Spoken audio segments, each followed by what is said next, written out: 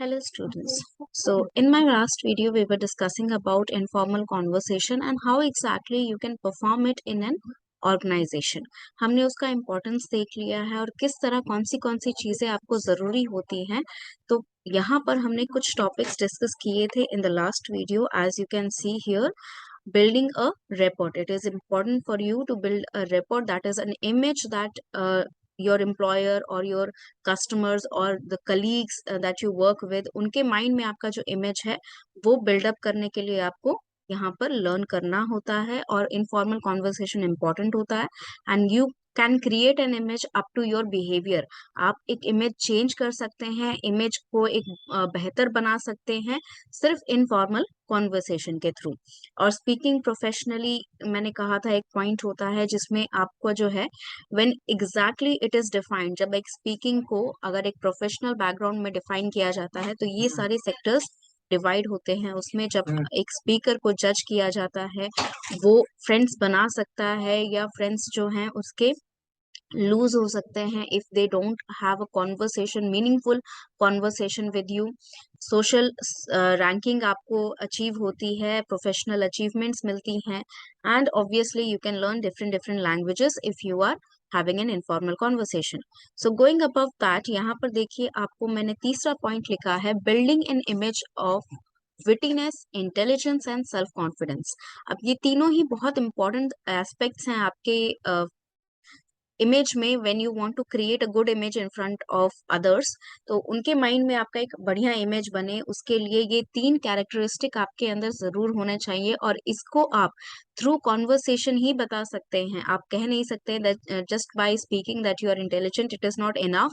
Just by speaking और just by sitting straight you can not say that you have self confidence और you have confidence. ये सारी चीजें आपको conversation के थ्रू शो करना होता है अपने कलीग को, अपने एम्प्लॉयर को, अपने customers को. So you can do all those things if you converse properly. So what exactly is wittiness? You can see clever replies and humorous comments. See, sometimes what happens कि आपको जो है कुछ clients होते हैं वो rude होते हैं, या they sometimes want to understand, they don't want a plain conversation with you कि आप जो product उनको sell कर रहे हैं या जिस product के बारे में या जिस service के बारे में बात हो रही है उसको प्लेन एज अ फैक्चुअली बताया जाए. They want to have some kind of conversation which has humour in it. ठीक है, कुछ ऐसी चीजें जो क्लेवरली, मतलब एक स्लोगन जो होता है बहुत ही क्लेवरली बोला जाए अगर, तो बहुत सारे कस्टमर बेस को वो एक एक साथ बहुत बड़े कस्टमर बेस को वो अट्रैक्ट कर सकता है. तो वो सारी चीजें जो होती हैं वो विटिनेस कहलाता है. तो जब आप कस्टमर से बात कर रहे होते हैं या एम्प्लॉयर से बात कर रहे होते हैं तो कई बार, especially in informal conversation, wittiness is a very good quality to show. That means some kind of humor you can present. अब ये ह्यूमर जरूरी नहीं है कि आप किसी के ऊपर मजाक कर रहे हैं. You can take the joke on your self. आप खुद पे जोक ले सकते हैं या आप खुद का ह्यूमर क्रिएट कर सकते हैं. छोटी छोटी चीजें जिनको लेकर आपके सामने कोई पर्सन, जैसे मान लीजिए आप अगर एक हायर अथॉरिटी पोजीशन पे हैं, आप एक मैनेजर हैं, आपके जो जूनियर्स हैं वो आपके सामने डर रहे हैं बात करने से. इनफॉर्मल कॉन्वर्सेशन बिल्कुल जीरो है because they think that you are इधर रूड और very strict in like maintaining the formal conversation in the office. So that kind of behavior is not good because you won't be able to get the ground level knowledge if you don't have an informal conversation with any of the person who is working under you. आपके under जो भी काम करते हैं ground level, यानी कि अंदर में जो बात चल रही है उनके आपस में, कि आपके डिसीजन से उनको क्या फर्क पड़ रहा है या आपके डिसीजन से उनका फायदा हो रहा है या नुकसान ज्यादा हो रहा है. ऑल दोज प्रोस्पेक्ट, आपका जो प्रोस्पेक्टिव है वो हो सकता है कि आपके जो अंडर काम कर रहे हैं सबॉर्डिनेट्स, उनका प्रोस्पेक्टिव अगर आप जान ले तो ज्यादा बेहतर डिसीजन ले पाएंगे. तो these things will help you. तो विटिनेस यानी कि हो सकता है कि आप ह्यूमरस वे में, उनके कुछ इनसिक्योरिटीज होंगे तो आप उसको ह्यूमरस वे में प्रेजेंट कर सकते हैं. Like when I first join this company I was very shy to talk to my managers. I felt like they would like they would not appreciate a humorous comment, or they would not appreciate a joke.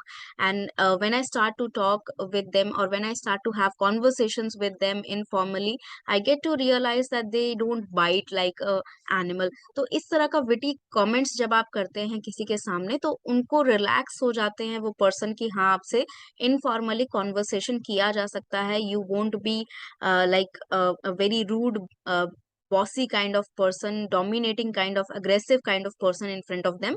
So they this shows that you want to have an informal conversation, and this shows that you are ready to accept at least a little bit of informality when you are having a conversation. Next is intelligence. Obviously, whenever you are talking to someone, you need to have the facts correct. Just because आप informal conversation कर रहे हैं, इसका मतलब ये नहीं है कि आप गलत सलत कुछ भी बोल रहे हैं. आपका facts clear होना चाहिए.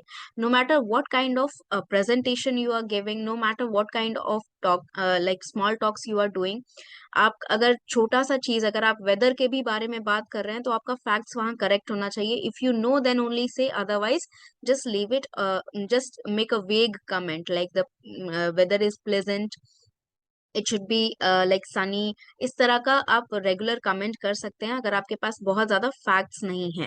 जिस भी सब्जेक्ट पे आप बात कर रहे हैं, एटलीस्ट इतने फैक्ट्स रखिए कि किसी के साथ कॉन्वर्सेशन करने में आपको ये डर ना लगे कि आप कुछ गलत बोल देंगे. एंड ऑब्वियसली इंटेलिजेंस आपको हेल्प करता है प्रेजेंटेशन ऑर्गेनाइज करने में.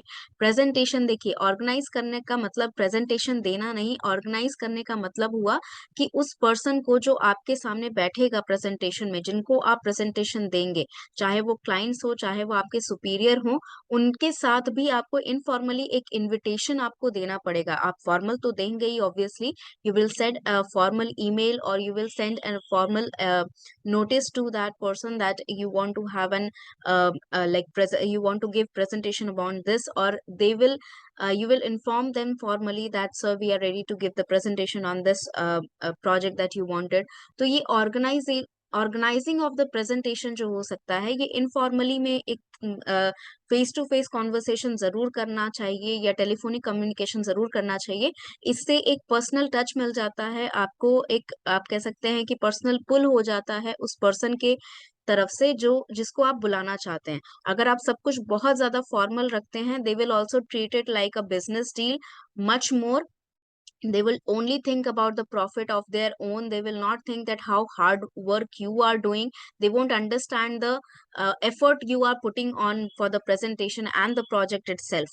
तो वो सारी चीजों के लिए एक इनफॉर्मल कॉन्वर्सेशन होना जरूरी है, जहां पर म्यूचुअल अंडरस्टैंडिंग आप क्रिएट कर सकते हैं. तो इसके लिए इंटेलिजेंस की जरूरत पड़ती है, and this is how you show intelligence to the person you are talking to.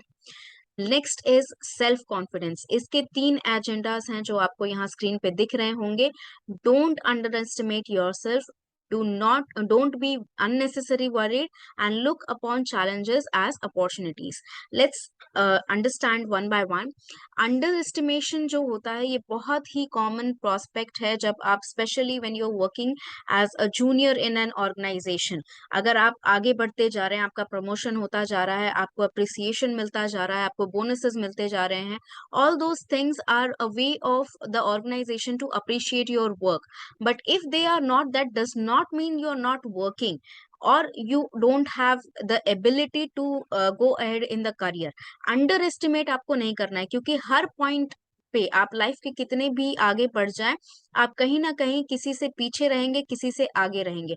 There will always be people who are way more ahead of you and way more like behind you.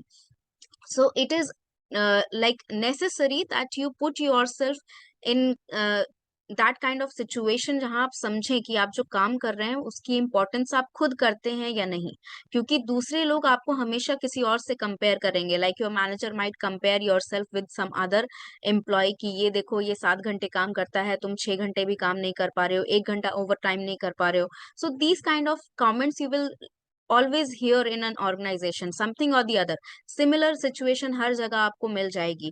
या आपको अगर कोई problem हो रही है काम करने में, if you go to the manager to complain और टू एचआर टू कंप्लेन, वो हमेशा कहेंगे कि बाकी लोग तो कर रहे हैं, आप क्यों नहीं कर रहे हैं. तो ये सारी चीजें जो होती हैं, कई बार आपको खुद की कैपेबिलिटीज पे डाउट करने का मौका दे देती है जो आपको नहीं करना है। So you should always believe in your self and never under estimate your capabilities and abilities, क्योंकि अगर आपने खुद को अंडर एस्टिमेट करना शुरू कर दिया तो बाकी लोग भी आपका कॉन्फिडेंस जो है गिरता हुआ देख सकते हैं। So you have to maintain that thing in your mind that you have some kind of capabilities and you can do much more better if you just concentrate, dedicate yourself in getting a much better version of yourself.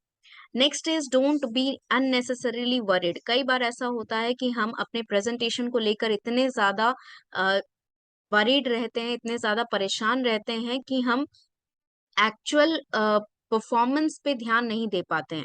Like the abilities that you have some, कई बार ऐसा होता है जैसे मान लीजिए अचानक से आपको बोल दिया जाए कि सीईओ जो है वो आपका प्रेजेंटेशन देखने आ रहे हैं, एंड दिस अननेसेसरी और अनएक्सपेक्टेड इवेंट जो है ये आपके दिमाग में इतने सारे सेल्फ डाउट्स क्रिएट कर देगा कि आप परेशान होने लगेंगे कि क्या मेरी परफॉर्मेंस इतनी अच्छी है that I can present the CEO और in front of him, or I can ask answer the questions that he might ask some point or the other. तो ये सारी चीजें जो हैं आपको unnecessarily वरीड कर देती हैं और ये परेशानी कहीं ना कहीं आपकी कैपेबिलिटीज को हैम्पर करती हैं, ये कहीं ना कहीं आपके कॉन्फिडेंस को टेम्प डाउन कर देती हैं। तो ये सारी चीजें आपको नहीं करनी है, अननेसेसरी परेशानी ना ले। अगर आपको लग रहा है कि कोई प्रॉब्लम है तो उस पर वर्क करें। अगर आप उस पे वर्क नहीं कर सकते हैं that means there is something और the other which is not in your hand. अब मान लीजिए सीईओ जो है वो आ रहे हैं ये सुनने के लिए कि आप प्रेजेंटेशन कैसे देते हैं, तो इसका मतलब ये नहीं है कि वो दिमाग में ये सोच के आ रहे हैं कि आपकी बुराई ही करनी है या आपकी अच्छाई ही करनी है। They just want to see you how you perform naturally in front of the others और द क्लाइंट और द मैनेजर। तो उसी तरह अपना परफॉर्मेंस दीजिए जिस तरह आप रेगुलरली देते हैं, क्योंकि बेकार की चिंता करने से आपको कहीं ना कहीं उस रेगुलर परफॉर्मेंस पे असर पड़ जाएगा। And the last one, to look upon challenges as opportunities. कोई भी चैलेंजेस आपको लाइफ में अगर आते हैं, ये सिर्फ ऑफिशियल वर्क के लिए ही नहीं, ये आपके पर्सनल वर्क के लिए भी है। लाइफ में कभी भी आपको कोई भी चैलेंजेस आ रहे हैं, take it like opportunity to either learn something. अगर ज्यादा से ज्यादा क्या होगा, या तो आप सही डिसीजन लेंगे या गलत डिसीजन लेंगे, दोनों में ही आपको फायदा ही है if you look upon it as an opportunity. क्योंकि अगर आप सिर्फ चैलेंज लेंगे तो आपके पास कोई अपॉर्चुनिटी नहीं बचती है, आपके पास कोई ऑप्शन नहीं बचता है, आपको जीतना ही है। चैलेंज मतलब क्या कि या तो आप हारेंगे या फिर आप जीतेंगे, और हारेंगे तो बुरा लगेगा और जीतेंगे तो बहुत अच्छा लगेगा, but you will always try to maintain that image of you winning the challenges। लेकिन अगर आपने अपॉर्चुनिटी की तरह इस चैलेंज को लिया, तो अगर आप जीतते हैं तो ऑब्वियसली आप कितने केपेबल हैं आपको पता चलेगा, बाकी लोगों को पता चलेगा। और अगर आप हारते भी हैं तो आपकी कैपेबिलिटीज में क्या कमियां रह गई हैं या क्या चीजें आप सुधार कर सकते हैं, वो सारी चीजें आपके दिमाग में रहेंगी। That means the positive thinking of every aspect of your conversation, everything that comes ahead. कई बार ऐसा होता है कि कॉन्वर्सेशन करना पड़ता है कुछ हाई प्रोफाइल क्लाइंट से, तो आपको डर लगता है उनसे कॉन्वर्सेशन करने में, because you feel that you are not capable enough to handle those clients, or they are very sophisticated, more sophisticated than you, और they have more knowledge than you, तो मोर एक्सपीरियंस देन यू। ये सारी चीजें जो होती हैं कहीं ना कहीं आपको एज अ चैलेंज लगता है कि आप उस चीज को या तो आप अच्छा कर पाएंगे, निकल गए तो बहुत बढ़िया, नहीं तो आप हमेशा उस चीज को बारे में दिमाग में लेके रखे रहेंगे कि ये चीज ये काम मुझसे नहीं हुआ था जब दिया गया था। So take it as a positive aspect each and every time that you face a challenge in your life. और ये पॉजिटिव एटीट्यूड जो होगा ये आपको बहुत आगे तक लेके जाएगा और आपके सेल्फ कॉन्फिडेंस को मेंटेन करने में हमेशा आपकी हेल्प करेगा। Now, the fourth point or the fifth point that you can see is very easily you can evaluate it. Pay attention to your friends and colleagues. Like for example, आप नए हैं कहीं पर भी और आपको इनफॉर्मल कॉन्वर्सेशन में क्या बात करनी है, कैसे बात करनी है, ये सारी चीजें जो हैं आपको समझ में नहीं आ रहा, just look up to your friends और look up to your colleagues. ठीक है, आपके अगर कोई फ्रेंड हैं जो कभी टेलीफोन पे अपने सीनियर से बात कर रहे हैं तो वो किस तरह से बात करते हैं उन्हें देखिए, ऑब्जर्व करिए the language that they are using, phrase क्या यूज कर रहे हैं, किस तरह से उन्हें सेंटेंस फॉर्मेशन किया है, किस तरह से उस सेंटेंस को उन्होंने जो एक इंसल्ट काइंड ऑफ थिंग लग रहा था ठीक है, अगर किसी जूनियर से बात कर रहे हैं, इंसल्टिंग कोई चीज बोलनी होती है या मना करना होता है या कुछ भी नेगेटिव इमोशन आप कन्वे करना चाहते हैं, तो उसके अलग अलग तरीके होते हैं. If you talk informally you have much more opportunities to tamp down the emotion of the person. ठीक है, बहुत ज्यादा ऐसा बुरा ना लगे उसको, तो उस तरीके से बात करने का इनफॉर्मल कॉन्वर्सेशन में ही आपको अपॉर्चुनिटी मिलती है. तो आपके फ्रेंड्स या कलीग्स किस तरह बात करते हैं, इन सब चीजों पे ध्यान रखिए. Obviously you can use technology. Technology हर चीज में आपको हेल्प कर सकता है, लेकिन यहाँ किस चीज में हेल्प कर सकता है technology? When you are like, if very simple thing, जब आप मूवीज वॉच कर रहे हैं, ठीक है, आपके पास इंग्लिश मूवी वॉच करने के लिए इंग्लिश सबटाइटल्स के ऑप्शन आते हैं. आप सबटाइटल रखिए, अगर आपको इंग्लिश उनकी समझ में नहीं आ रही, एक्सेंट समझ में नहीं आ रहा, विद सबटाइटल देखिए वो मूवीज की. वहां पर एक ऑफिस में फॉर एग्जांपल कुछ टीवी सीरियल्स आते हैं, वेब सीरीज आती हैं, जैसे law and order, these kind of things की एक लॉयर जो होता है वो किस तरह कॉन्वर्सेशन करता है, एक जज जो होता है वो किस चीजों को ध्यान में रखता है, how to communicate when you are in a corporate world. तो ये सारी चीजें जो हैं वो वहां से सीख सकते हैं. या फिर you can obviously learn from various resources. There are apps available on the internet for you to learn how to have an informal and formal conversation with your colleague or with your client or with your employers or your superiors. तो वो सारी चीजों का आप help ले सकते हैं. There are multiple sources available to help you. You just have to touch and go and grab the opportunity to learn. And I hope you understand all the prospects here. And in the next video we are going to start with formal conversation. That is, जो आपको मैंने already बताया था, informal conversation को कहा जाता है क्योंकि फॉर्मल कॉन्वर्सेशंस के नाम ही हमने अलग रख दिए हैं. So we will talk about that in the next video. Thank you so much.